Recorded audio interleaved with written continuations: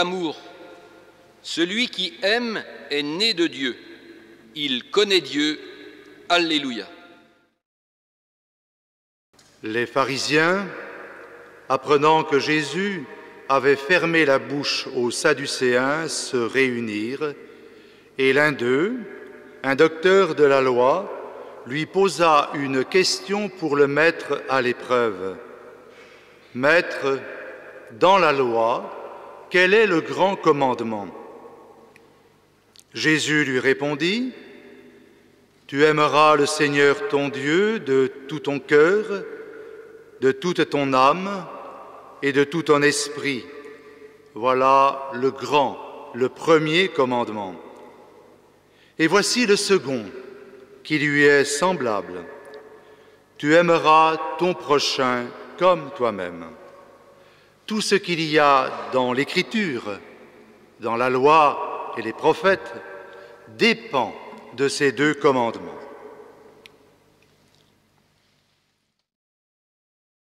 Nous sommes tous passés, dans notre petite enfance, par le temps du questionnement.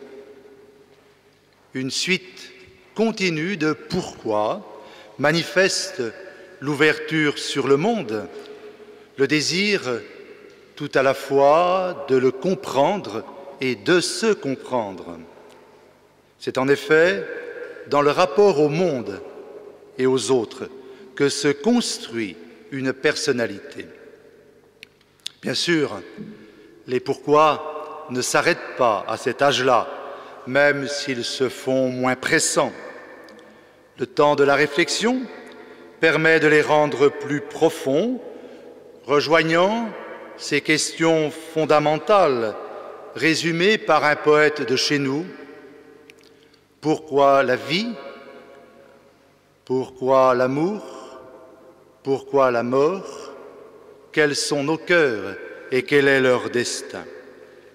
Au fond, un homme vaut ce que valent ses questions, mais aussi celles qu'il est capable d'accueillir. Est-ce que notre foi ne serait pas la patiente réponse aux questions que Dieu nous pose? Jean Sullivan, prêtre de notre diocèse et écrivain reconnu, avec le sens du paradoxe qu'il aimait, a écrit un jour « Dieu ne donne pas des réponses, il pose des questions. » J'ajouterais volontiers « Dieu nous répond, non pas pour nous installer dans sa réponse, mais pour nous conduire à d'autres questionnements.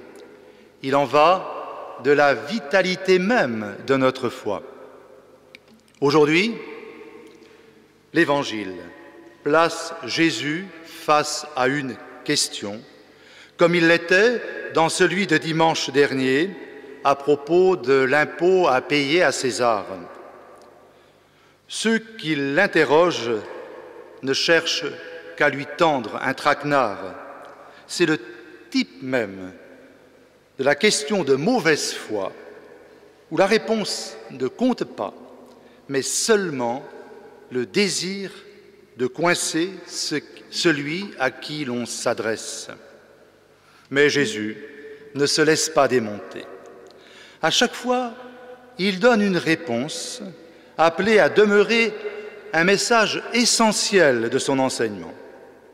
Après le « rendez à César ce qui est à César et à Dieu ce qui est à Dieu », devenu le grand principe de la séparation du politique et du religieux, Jésus, aujourd'hui, pose la question fondamentale pour ajuster notre relation à Dieu et notre relation au prochain.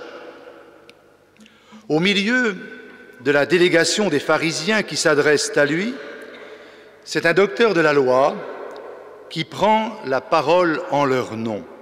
« Maître, dans la loi, quel est le grand commandement ?» Pour mieux comprendre cette question, il faut se rappeler que les Juifs avaient à observer 613 lois et divisaient les commandements pour mettre un peu d'ordre entre grands et petits. Jésus met encore plus d'ordre, et cela de la façon la plus claire. Pas de théorie, mais tout simplement, j'aurais envie de dire, une leçon de son catéchisme, apprise de ses parents et à la synagogue. Il répond en effet de mémoire comme un enfant qui récite impeccablement sa leçon. Il récite par cœur le verset le plus affectif, le plus constamment exprimé dans la prière d'Israël, dit et redit chaque jour: écoute Israël, le Seigneur est l'unique. Tu aimeras le Seigneur ton Dieu de tout ton cœur, de toute ton âme et de toute ta force. Entre parenthèses, Jésus donne une magnifique leçon de lecture de la parole de Dieu. Après avoir ciblé le commandement qui est au cœur de la loi, il précise aussitôt qu'il doit passer par le cœur de l'homme. À quoi bon une loi si elle n'est pas inscrite au plus profond de l'être? Je me demande si cela ne devrait pas nous permettre de mieux comprendre cette expression de Sacré-Cœur de Jésus, sans doute restée trop sanguinolente. Le cœur transpercé de Jésus, au-delà de sa réalité physiologique, dit infiniment plus. C'est l'expression même d'un cœur ouvert à l'amour, entièrement donné, blessé aussi par toutes les blessures des hommes. Mais aussitôt, rappelez le verset du Deutéronome, Jésus ajoute un autre verset biblique, pris celui-là au Lévitique, « Tu aimeras ton prochain comme toi-même ». Dans une suite interminable de prescriptions juridiques, arrive un chapitre qui donne un peu d'air et qui pourrait se résumer ainsi: « Soyez saints, car je suis saint ». L'appel à aimer l'autre comme soi-même arrive dans un verset demandant de bannir la haine de son cœur. En mettant bout à bout ces deux versets, comme un bon charpentier ajuste deux pièces de bois, Jésus ne donne qu'une seule loi confiée à notre écoute et à notre mise en œuvre. Pour cela, il utilise une belle expression. Tout ce qu'il y a dans l'Écriture dépend de ces deux commandements.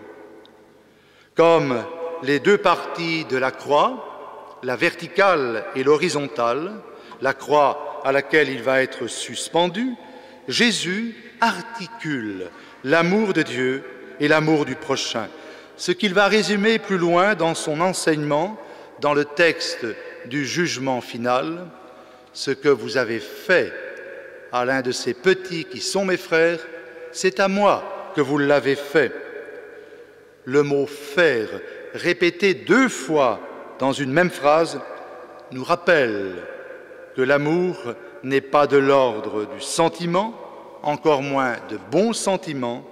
Non, l'amour est de l'ordre du faire.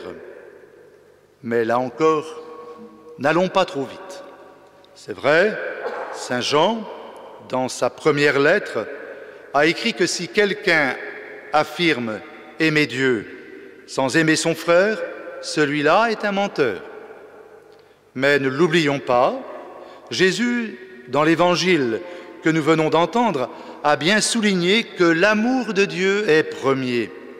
Il serait dangereux d'identifier l'amour de Dieu à l'amour du prochain. C'est une tentation à laquelle beaucoup succombent. L'amour du prochain équivaudrait à l'amour de Dieu et pourrait le remplacer. Le message biblique est clair. Dieu aime l'homme qui est appelé à répondre à cet amour. L'amour du prochain ne remplace pas l'amour de Dieu. Il en est le fruit et le signe, mais un fruit indispensable si nous ne voulons pas être de ces menteurs dont parle Saint Jean. Souvent, Jésus nous a rappelé qu'il se cache sous n'importe lequel de nos prochains. Pensez à la parabole du bon Samaritain. J'aime beaucoup cette expression aussi forte que belle du père Maurice Zindel, l'homme hostie. Comment aimer Dieu sans aimer celui qui est signe de sa présence? Au Moyen-Âge, on parlait du sacrement du frère. Si le cœur de Dieu est sans cesse remué par l'amour de l'homme, comment le nôtre ne le serait-il pas aussi? Une détresse rencontrée ne peut nous laisser indifférents. Certes, nous ne pouvons pas répondre à toutes les sollicitations, mais il n'est pas possible de les ignorer. Ensemble, en communauté, des réponses deviennent possibles. En tendant nos mains les uns vers les autres, les uns avec les autres, la vie de Dieu circule en nous et entre nous. Amen.